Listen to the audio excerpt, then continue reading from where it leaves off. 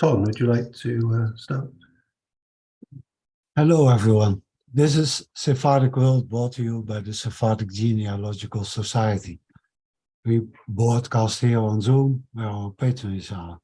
And as always, we are very thankful to our patrons for they make all of this happen. And next, we welcome our viewers on YouTube where the rest of the world watches. David and I are happy to welcome Nathaniel Farouz. He is a French and Portuguese national of Moroccan and Algerian descent.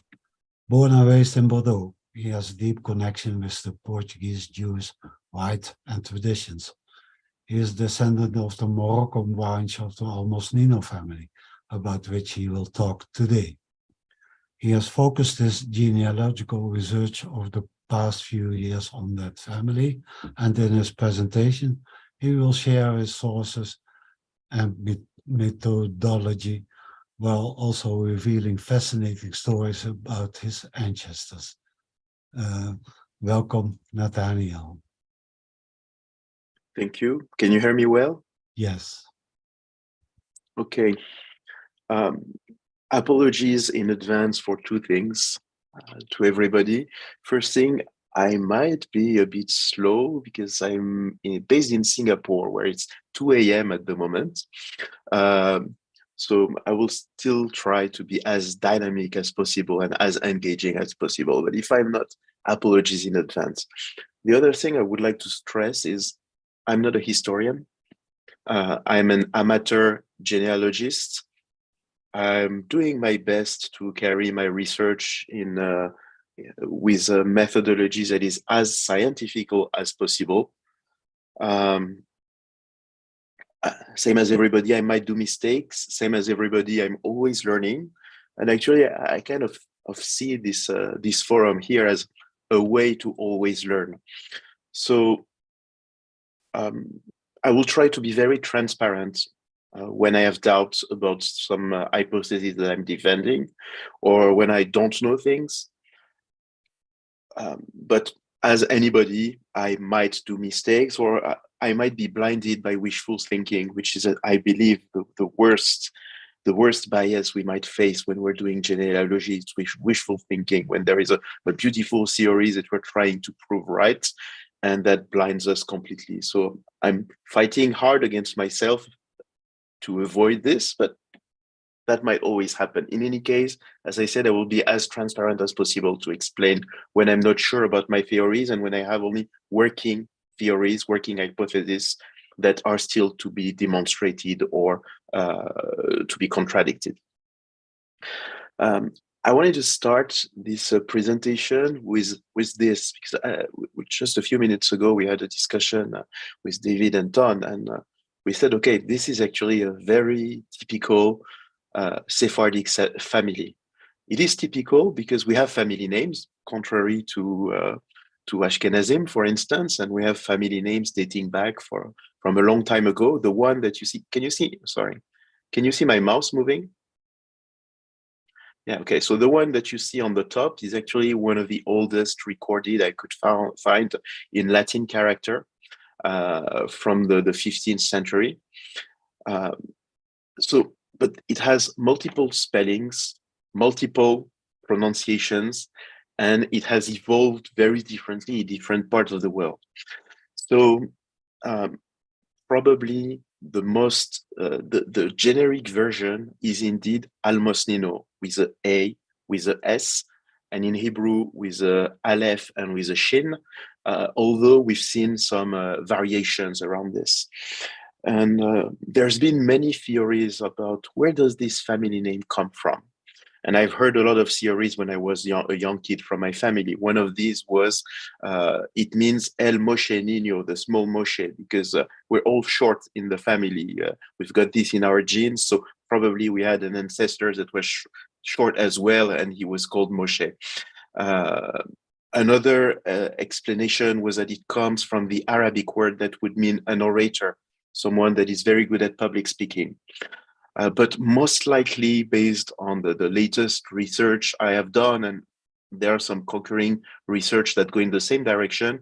It just simply comes from Spain, I mean, from Latin via Aragonese Spain, and it means the person that is doing charity. Almosna in Aragonese Spanish means charity, and the Almosnino family, as far as it is documented, was in charge of the Tzedaka institution in Spain. I will not explain where all these names that I'm showing on the screen are coming from, but again, this name is documented as far back as actually the 13th century in Spain. So, sorry, my slides are moving. Spain is where actually everything started, and most likely in a small town that is called Jaca, very close to the French border, in what is nowadays and what was then also Aragon. So you can see it's here. This is where the oldest recordings that not just myself with the help of so many archivists that have been working on the topic, have been able to identify from 1285.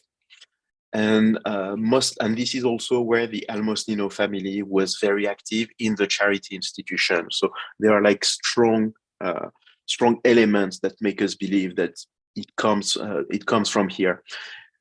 Let's maybe talk a little bit about Jaca. There is a Jewish community that is documented there at least since the 11th century.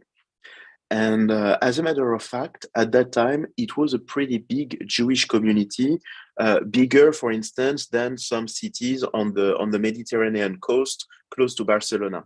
The community, if you look, so you should never take for granted the numbers that tell you, okay, there were so many Jews living in that or this city. But I believe there is one good indicator that usually doesn't lie. It's the tax records. And when you look at the tax record from Jaca, you notice that it was one of the largest Jewish cities in northern Spain in the Middle Age. Then Jaca, I don't know if you've heard of what we call the pastoral revolt, the revolt of the outbreak of the shepherd, I think it's called in English. It's some French peasants that decided that they wanted to go and do a crusade in the Holy Land. And at some point, they were diverted by the ecclesiastic and the political authorities. So instead of doing their actual crusade, they just started like pillaging and killing Jews everywhere they went, and they actually crossed the border from France to Spain. And there are records that say that the town of Jaca was actually, the Jewish community was completely annihilated on 17th of Tammuz. So, you know, this is a doom day in the Jewish tradition, in 1321. A few years following this, exactly 70 years following this, the Jews in Jaca were also killed or forcibly baptized as part of the general anti-Judaic outbreak that arose a bit everywhere in Spain in 1391.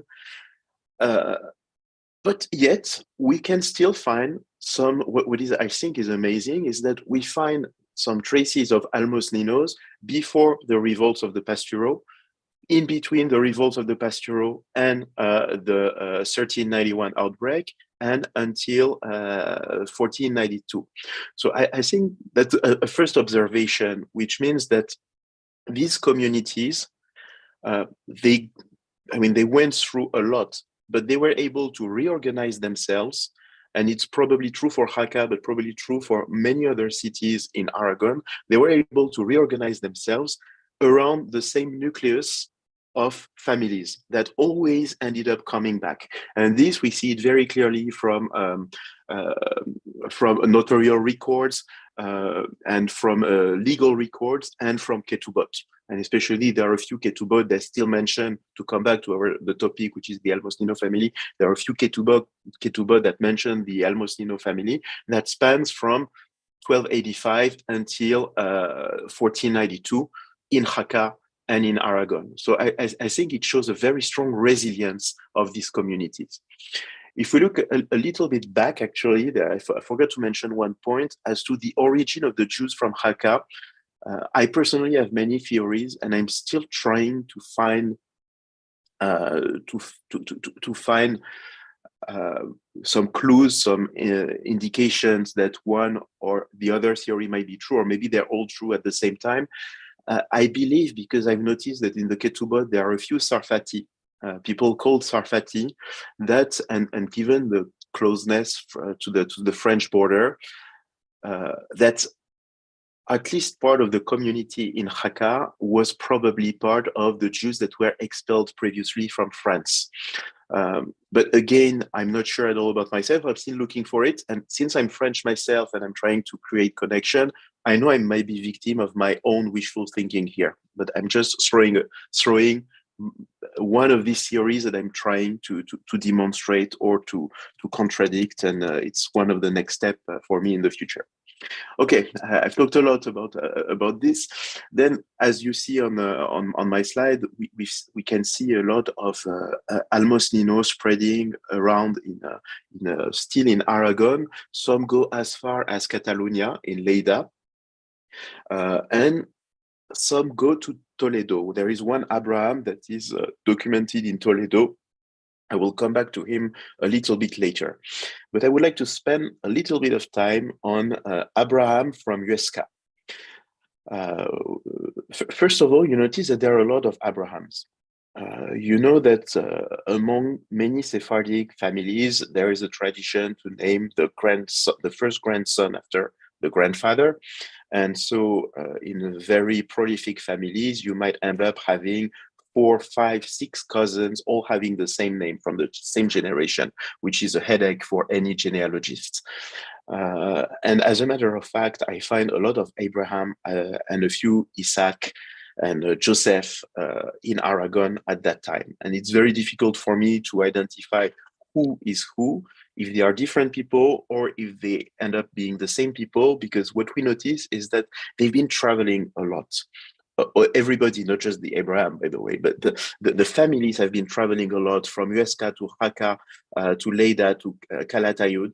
And so it's very difficult to identify which family is who. But there is one Abraham, which is very well documented, and probably many of you might have heard of him if you've looked into the topic at some point. This Abraham was a prominent person living in Huesca. He was a rabbi. And in 1465, he hosted a conversion ceremony.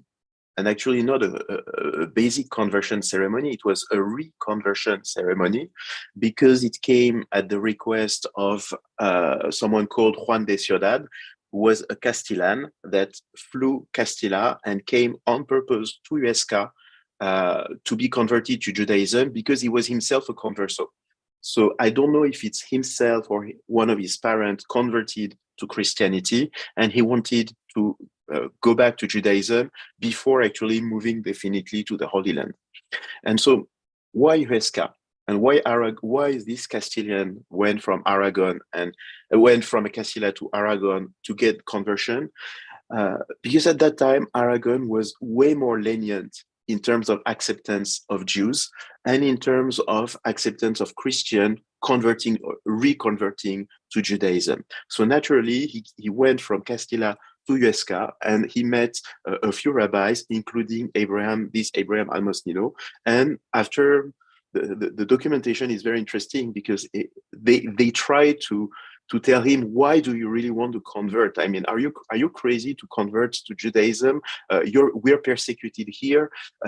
It's probably not going to be the end of it. Why are you crazy enough to convert back? And so this Juan de Ciudad decided to convert anyway. So the rabbis circumcised him, circumcised his son, and let him go to the Holy Land. And what happened is that after the establishment of the Inquisition is 1475, and especially after Castile became the political center of Spain, the Catholic kings and queen wanted to make an example. And for some reasons that I couldn't find the explanation, they decided that this example would be in Huesca, which was famous for encouraging conversion in the past, and would happen around the specific story of this Juan de Ciudad. And so Abraham Almosnino, among others, was burned in auto da fe in Huesca for having supported the conversion, the reconversion of this conversos. And so, and why his story is famous? First, because there are records from this this trial, and also because he is the ancestor of one of the most famous and best documented branch of the Almosnino family. I will come back to that later. But I think there is an interesting thing to remember from that story is the fact that Aragon at some point was considered as a kind of heaven for the conversos. This was the place to go to reconvert when you wanted to do so. And that actually the Castilian kings, I mean, Elizabeth and how do you say Fernando in English? I don't know. Isabel and Fernando decided to use this specific trial to make an example.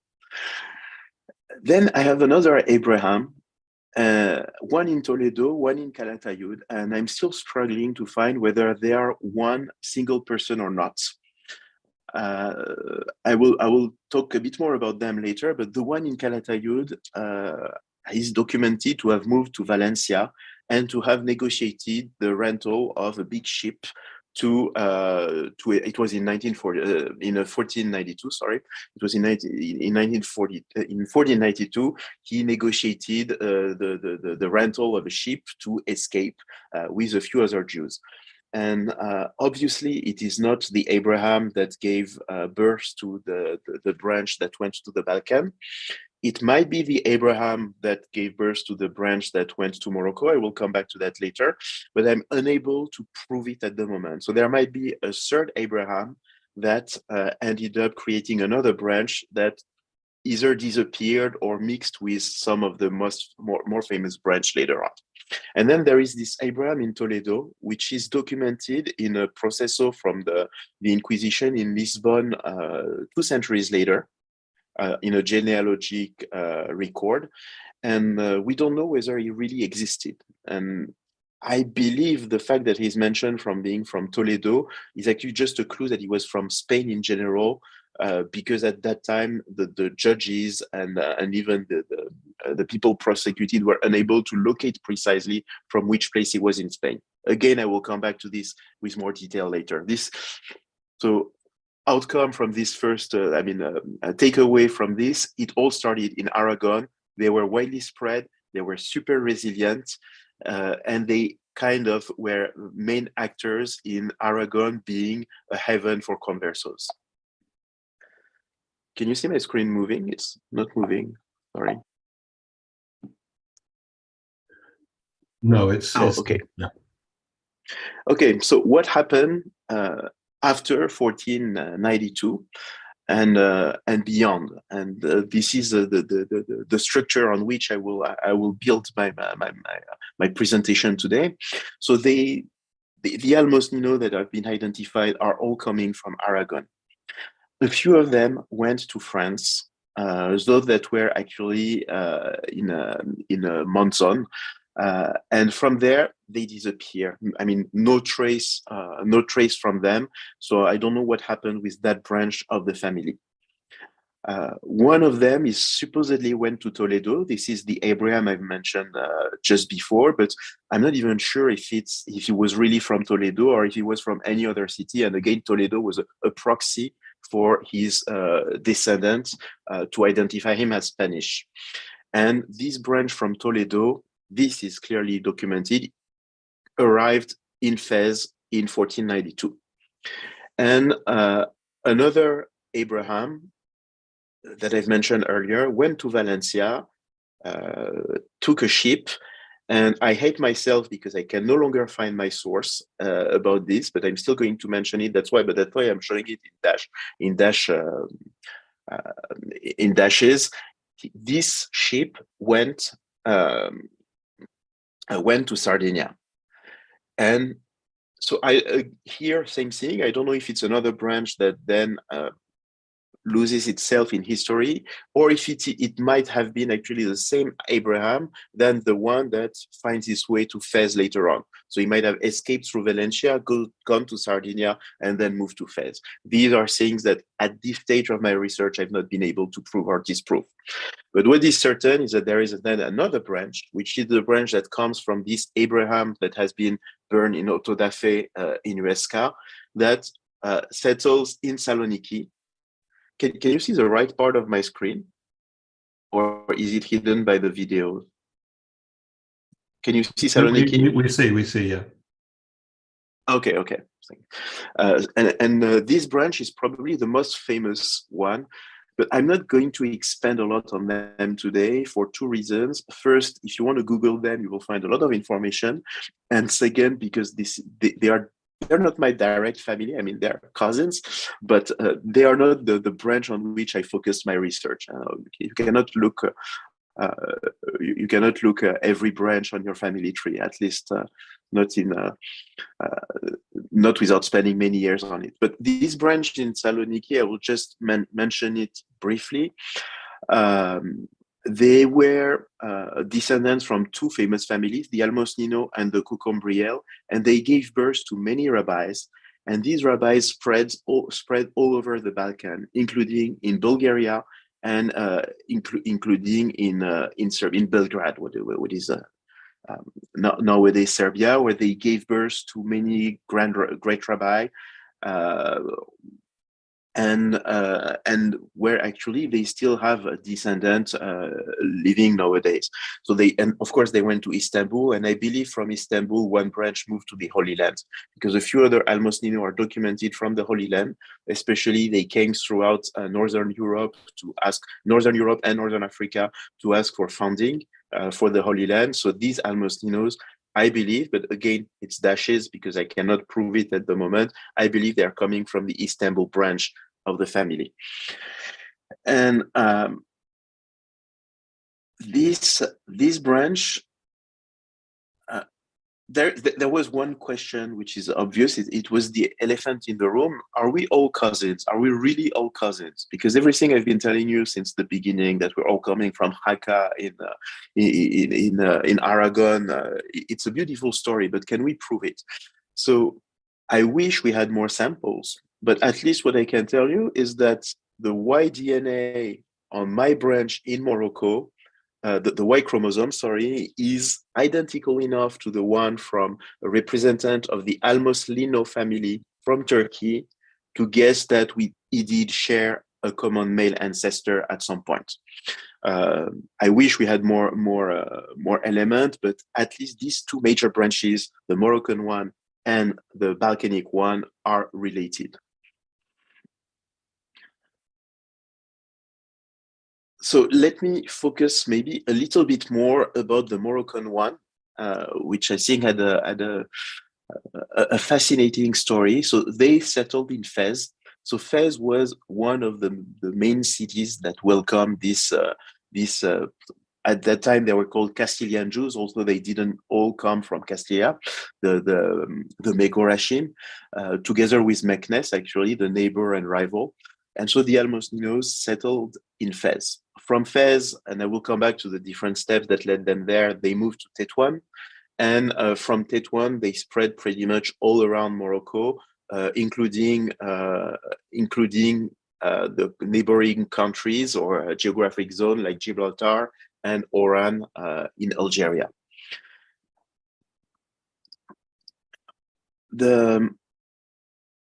And now I would like to speak specifically about one family, and actually the core family that founded this Moroccan branch. So this is the only family tree that I'm going to show you here for many reasons.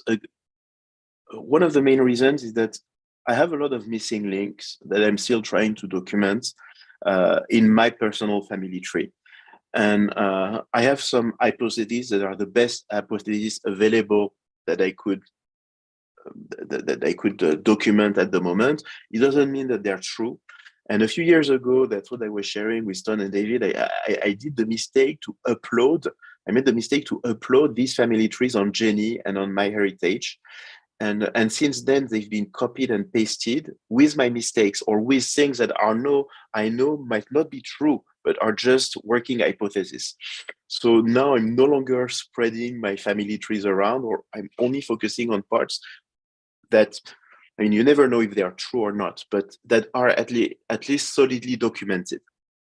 And this is solidly documented, this family, because it's coming from a processo that was tried in Lisbon in from 1619 to 1621, and where the two people that are being tried are Isaac Almosnino and Abraham Almosnino. And the trial goes pretty far back, asking them about their genealogy.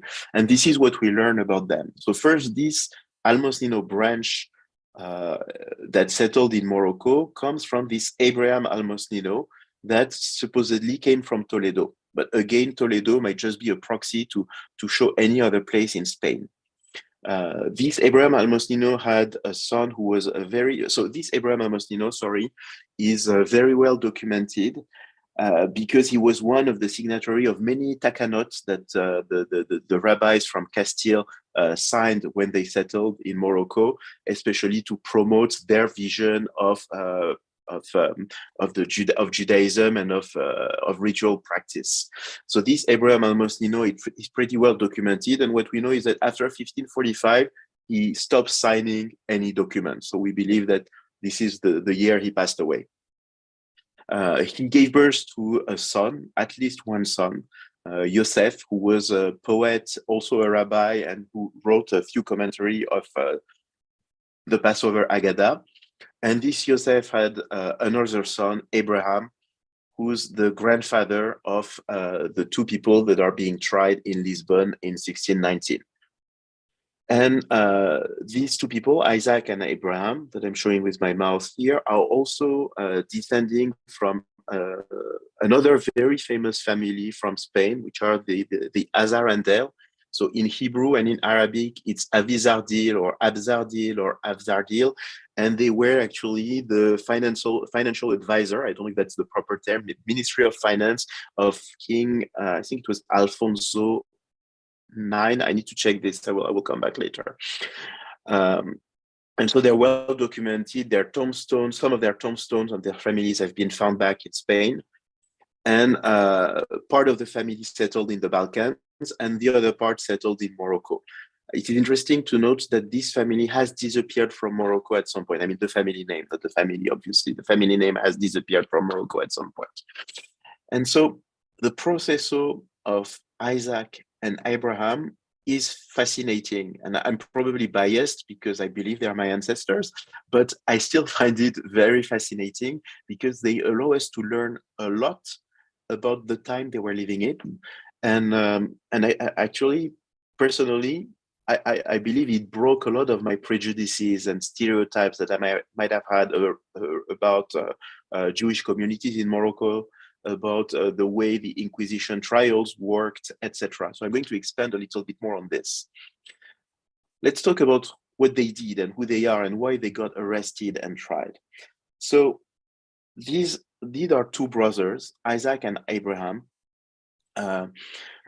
After the Alcazar Quivir defeat, they felt threatened in Fez, and they moved back and forth between Fez and Tetuan before decided ultimately to move the family nucleus to Tetuan. In Tetuan, they still felt a little bit threatened, and one of the brothers, the older one, Isaac, decided to move to Algiers. He was a doctor, he was a physician, decided to move to Algiers. From Algiers, he moved to Livorno. In Livorno, for a few months, he ran a trade between Venice, Nice, and Marseille in France. Then from Marseille, he moved to Tripoli, where his younger brother, Abraham, joined him.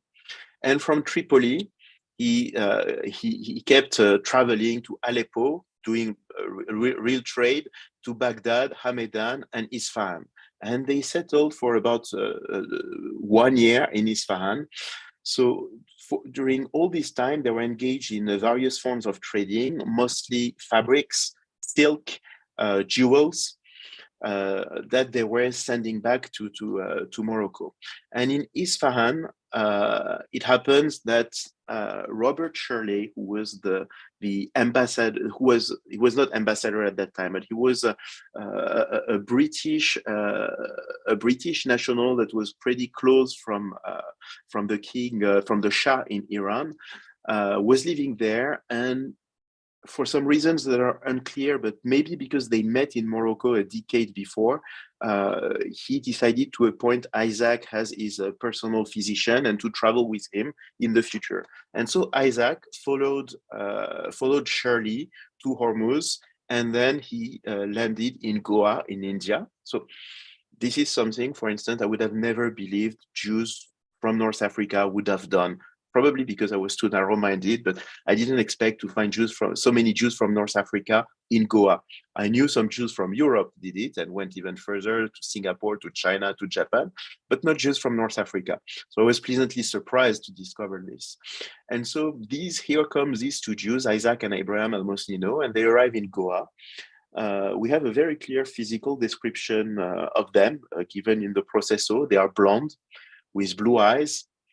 They are short, and they have a very prominent nose, a very big nose.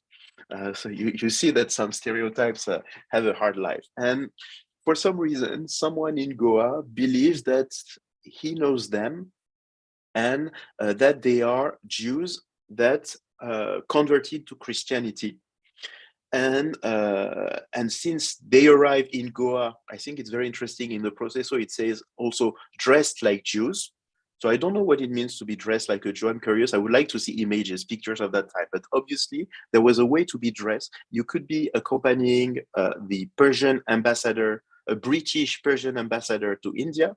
You could be accompanying them. You would still dress like a Jew.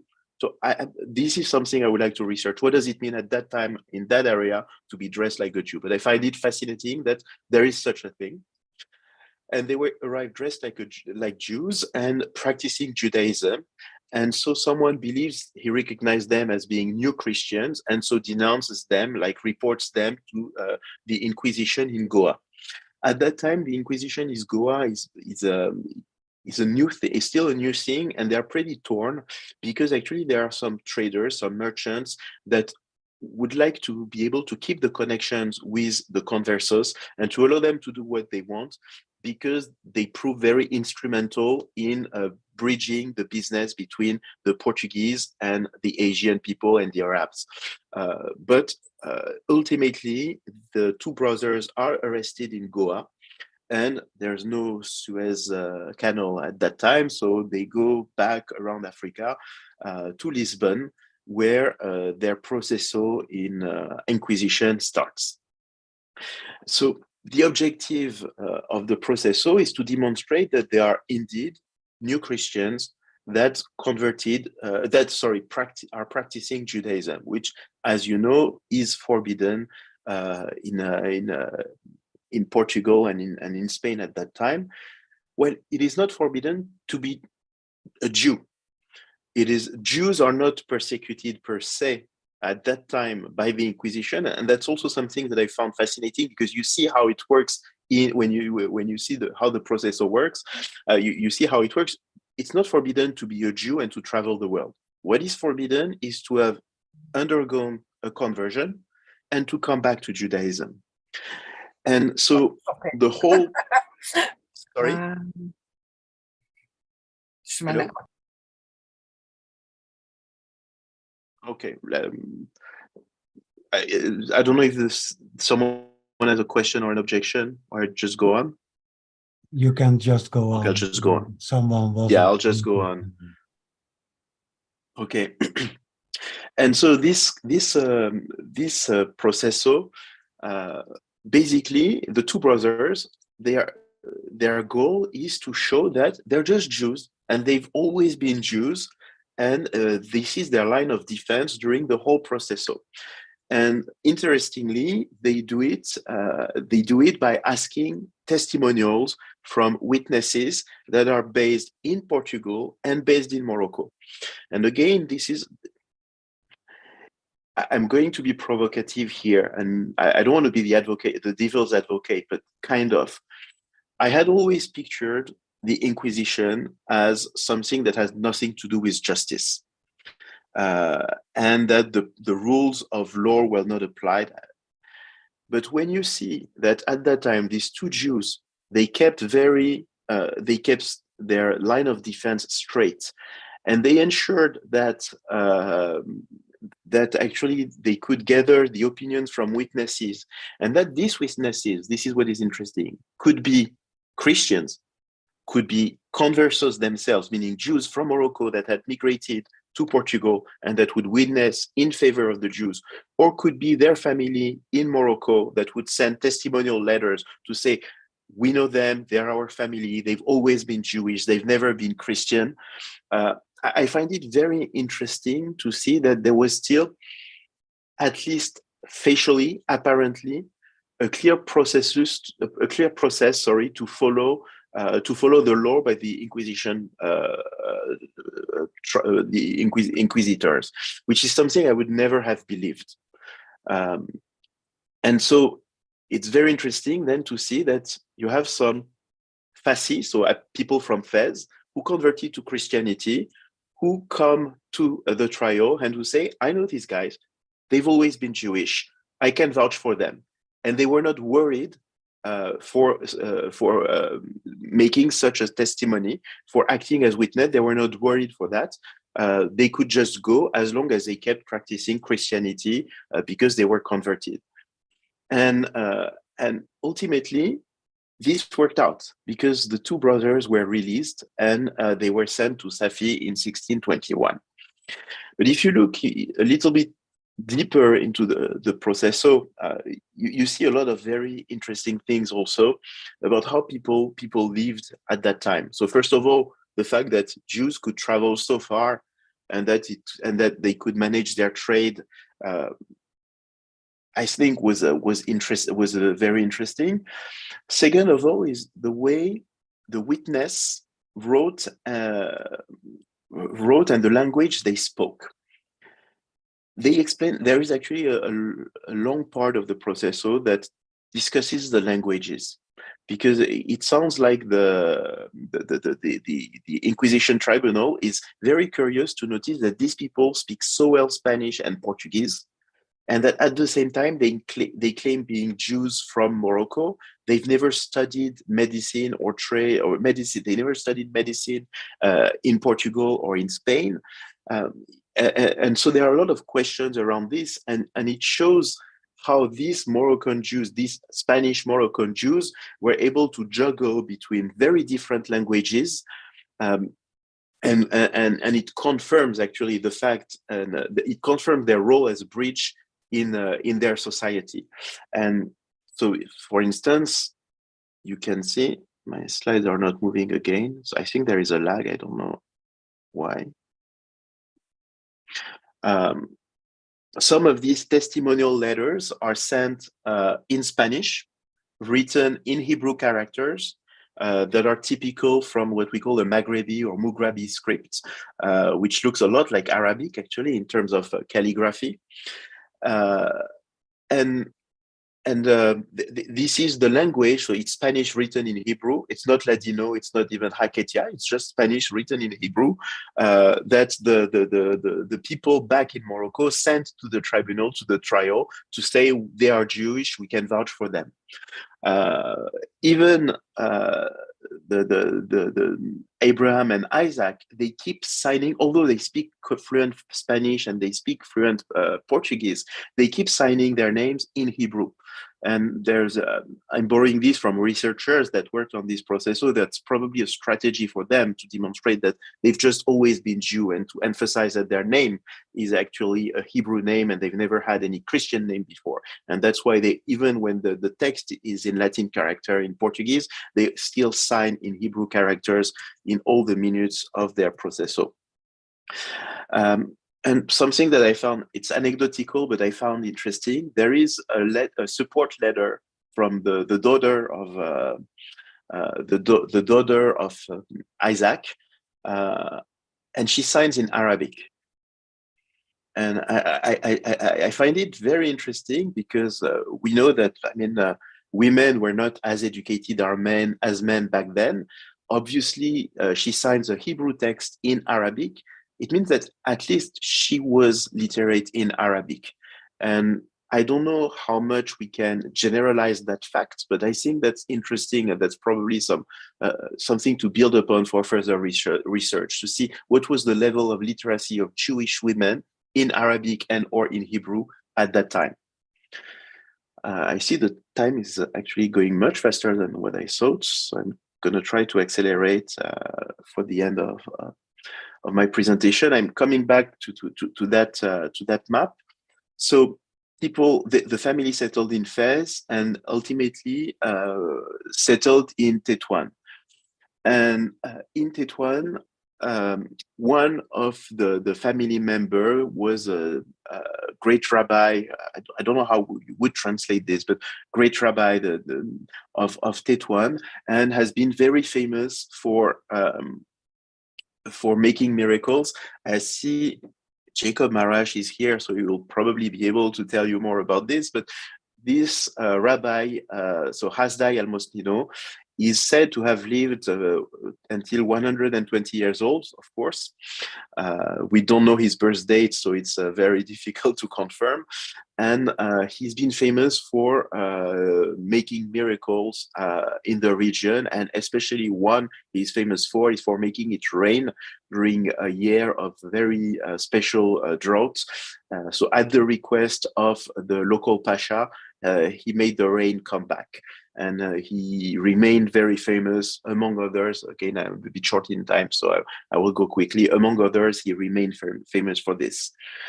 And it's very likely that this Hasdai Almosnino is the grandfather. So I'm coming back to this map that I've already shown. You see that from Fez, they moved to Tétouan to Gibraltar, and to Gibraltar to London.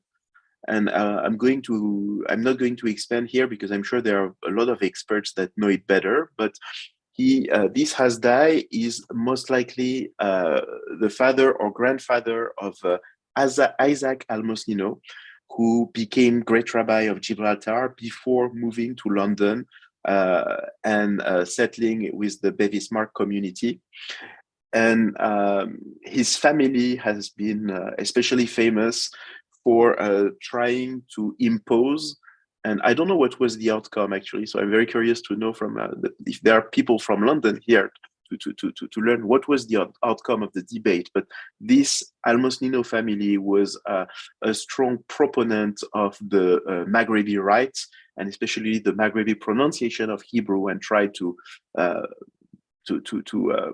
push for it in London.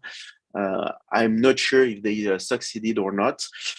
And this is probably the first branch from Morocco to have moved back to Europe. I mean, to have moved back to Europe. And as far as I know, this is the only one until World War II, where after World War II, and especially the decolonization process and the independence of Morocco and Algeria, many of the descendants of the Almosnino family moved to Israel, of course, to France and to Canada. And I think it's 45 minutes already, so I'm going to conclude on this, and I will be happy to answer any question. Probably one of the most famous member of the family that is living in our generation, at least in the French-speaking world, is the actor Eric Almosnino. And so I will just conclude here, and thank you for listening to me. And I'm happy to answer any question if I can. Thank you. That was absolutely fascinating. I've seen families before go from the Iberian Peninsula to India. I've never seen them come all the way back again. Can I ask, and maybe this is a question for Adam and Raquel as much as for you, that at the beginning you're saying that the family come from Jaca, but it's sort of slightly speculative. Have any Spanish families been found with matching Y DNA?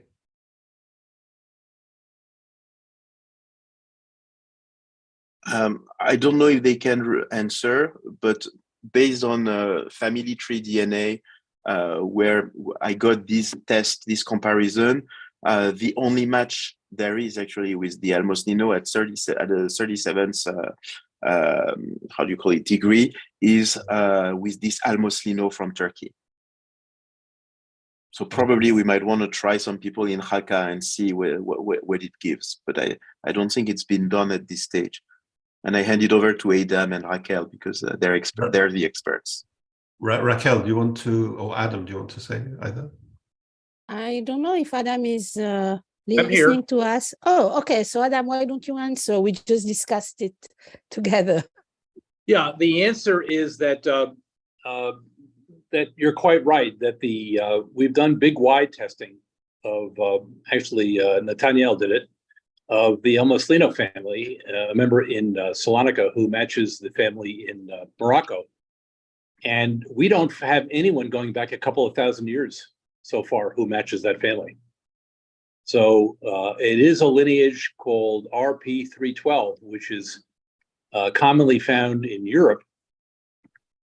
And so this is a classic Sephardi lineage, but we see nothing in the way of tying it specifically to Spain, but certainly to that part of Europe, South Central Europe. Is DNA testing popular in Spain or not?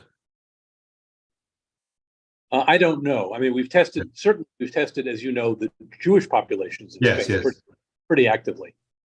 And we have not found any matches. So this is a classic old world Mediterranean lineage where we just don't have anything close to it. Because if you could obviously find somebody in Jaca matching, that would be. Although I saw that most of the people with that name seem to be living along one highway, and I don't know if that's just coincidental or indicative. I mean, we know this is the Google map from nowadays. Yes. So we know they were from Spain. There's no question about that. And of course, how did they get to Spain? And it could easily have been from France. I mean, it's perfectly consistent with the DNA.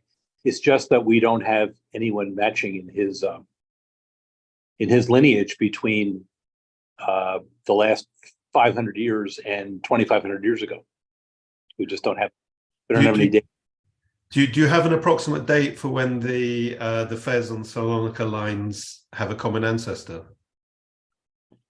Let me see if I can take a look at that. We would have to do a big Y on the Moroccan branch. Yeah. Figure that out. Let me just. It's going to take me a few minutes to think that over, but to look that up. But there is a big Y. I mean, I don't. Yes. Yeah. Joseph Almosnino.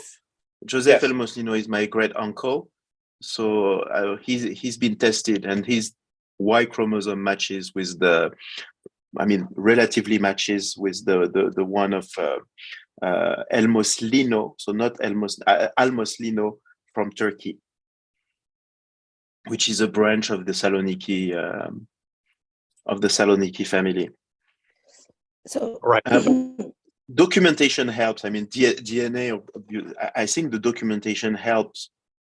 The fact that they're all coming from Spain, and they are documented as coming from Spain. This is clearly documented for both branches. I think that helps. The only uncertainty, and I'm coming back to this, is that in Morocco, in all the documentation, the Almosnino family is supposed to come from Castilla, and especially from Toledo, because the memory of the great-great-grandchildren was that their great-grandfather was coming from Toledo.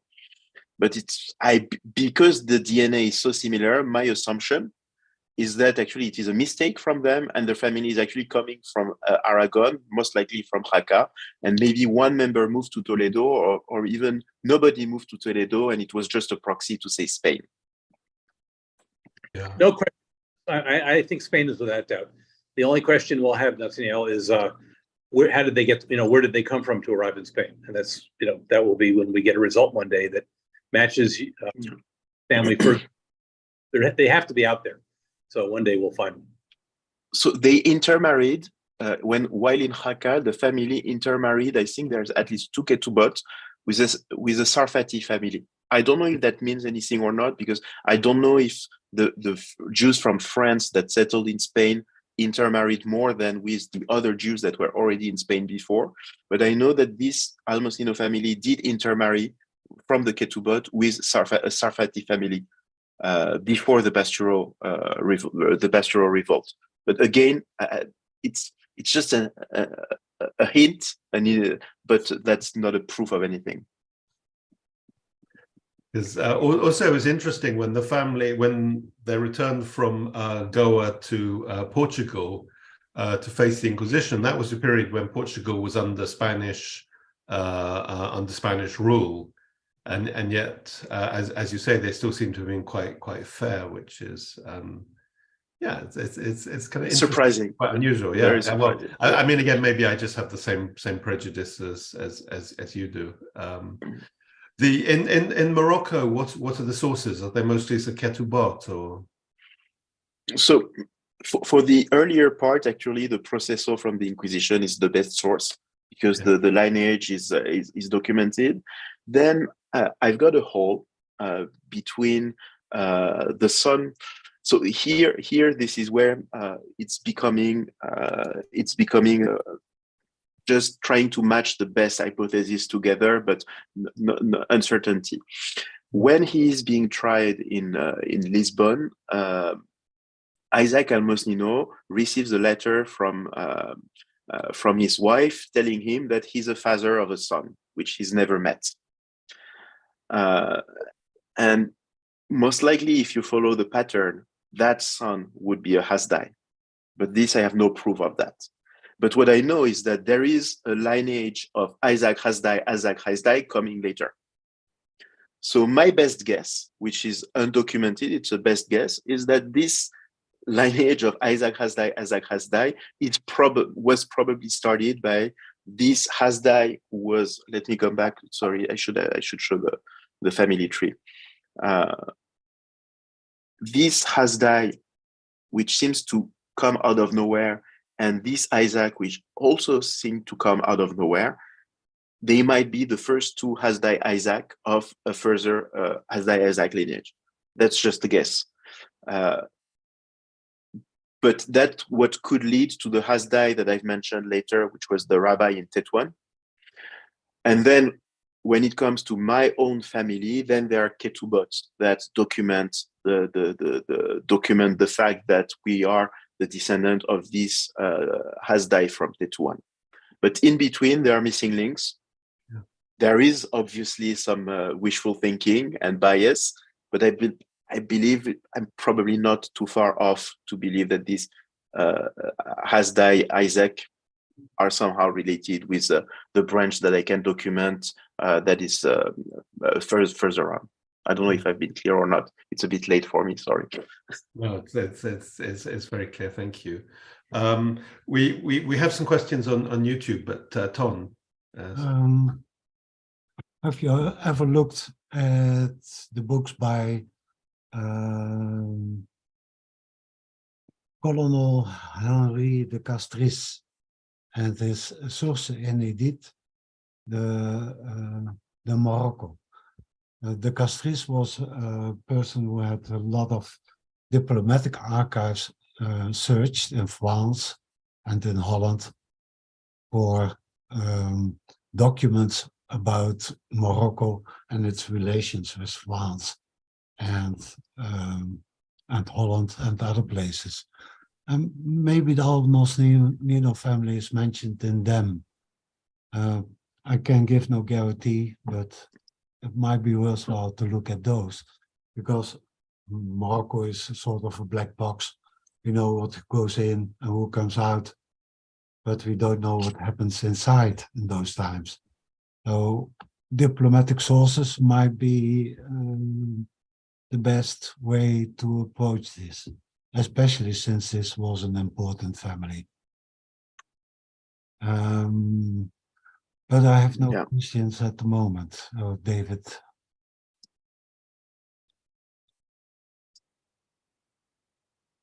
On YouTube, Professor Yitzhak Kerem says it seems there must be numerous branches, or that various Jews adopted the name, but presumably if you have matching DNA, you've solved that.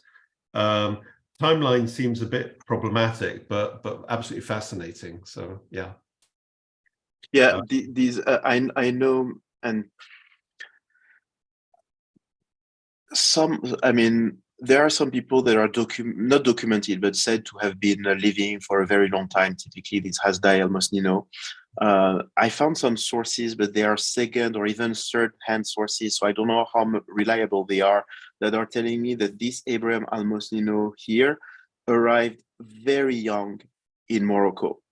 But then, was he alone without parents? I don't know. That there's a kind of black box here, and I don't know whether these second or third-hand sources are true or not. But if they are, they kind of distort a little the usual way to count generations that we might have. So again, the dates here are speculative. I've tried to reconstruct them to the best I could, but they are working hypotheses.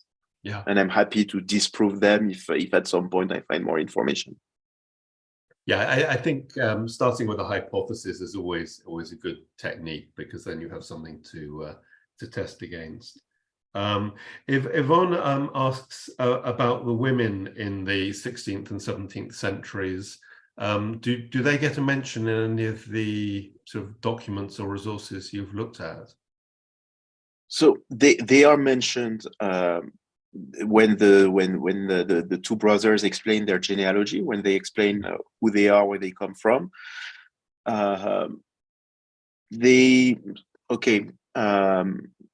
What's her name? Alva Azarandel gets married to Isaac Almosnino when she's 14 years old.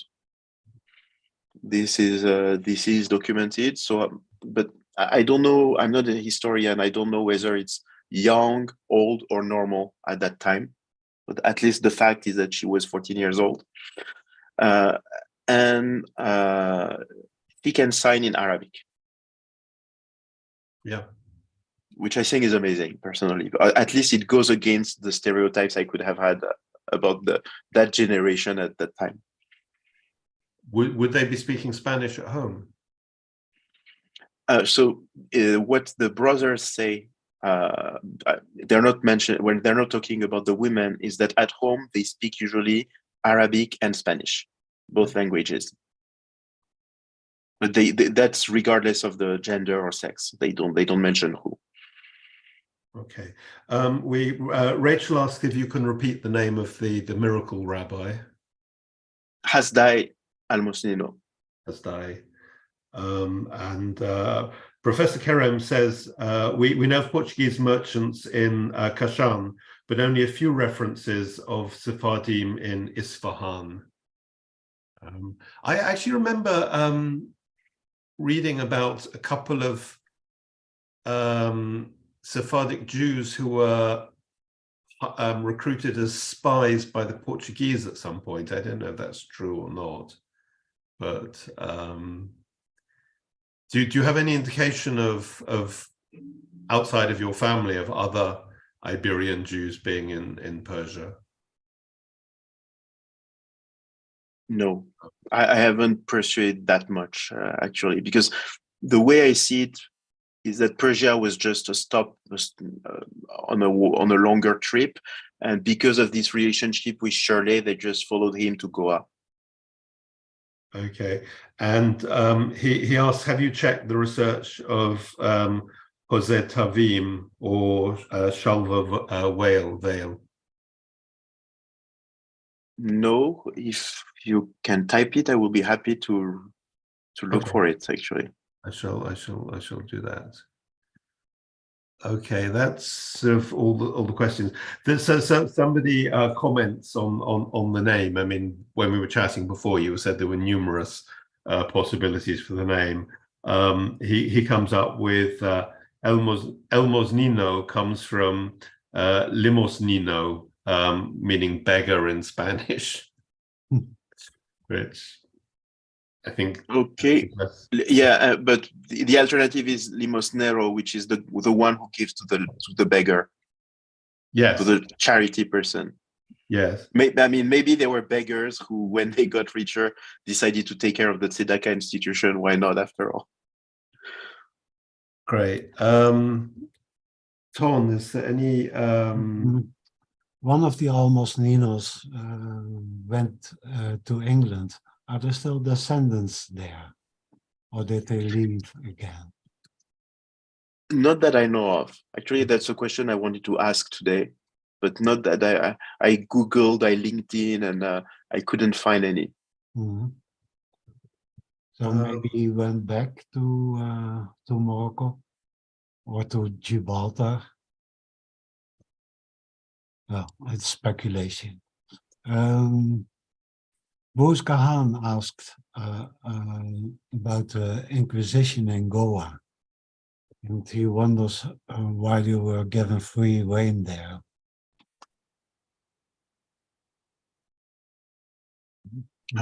I cannot answer.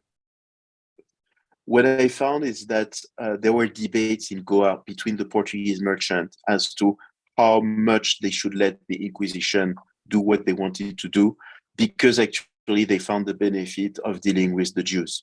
I need to quote my source. I need to find my source, but that's what I read specifically on this. But ultimately, here they were arrested. And they were arrested because that's a story that is told in the process. So besides the person that claimed they recognized them as being conversos, another trader from Ceylon, from Sri Lanka, a Portuguese settled in Sri Lanka, accused them of blasphemy. And in the processo, there is a section that discusses this, where Isaac Almosnino, or Abraham, I don't know which one of the brothers, explained that the guy is just jealous and he's been accusing them because he wants to steal their trade. Yeah. But I don't have the answer specifically to how was the Inquisition acting in Goa specifically. But I guess that there should be some research about it. So. Available. Bob Kozowski says that Goa was a Portuguese colony. So yeah. Of course, there must have been an Inquisition there as well. So I forgot to mention this. Goa was Portugal at that time. Mm-hmm. And I believe there are also Inquisition archives from Goa, but they are in a bad shape and not very well accessible. And that were the questions in chat. Jacob Marash says that we know for certain that Rabbi Isaac Almosnino of Gibraltar, London, was the son of Hasdai of Tetuan. And this Almosnino descendants were still part of the London community, at least up to the 1850s. So the family remained in London for at least a century.